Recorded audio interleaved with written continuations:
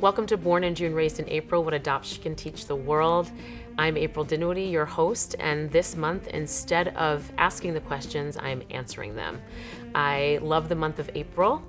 In this month, we talk a lot about identity, and I asked all of my guests that have been on the podcast to send in questions, and I would answer them. I want to thank everyone that sent in a question, and I want to just thank all of the listeners that have been listening for the last 3 years to the podcast and sending feedback.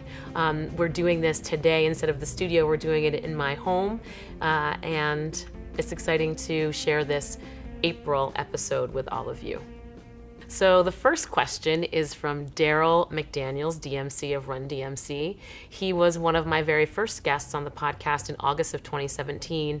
And Darryl is a longtime friend and someone who I count as just a kindred spirit. And when you listen to his podcast, you really get his essence that comes through.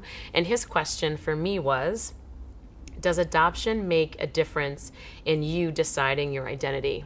Adoption has made all kinds of marks on me in terms of it forming my identity, and also has given me lots of challenges around shaping my identity and understanding who I am because I don't have all my information.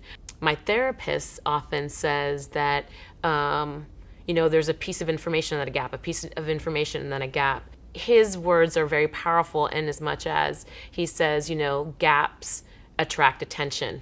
And I think that's so true about navigating identity and adoption, because so many of us who have been adopted, myself included, don't have all the pieces and parts and have to put things together oftentimes at a disadvantage. So adoption has absolutely impacted my identity and shaped who I am, as have my experiences in being raised in Rhode Island with my family and my surroundings, what I've had access to.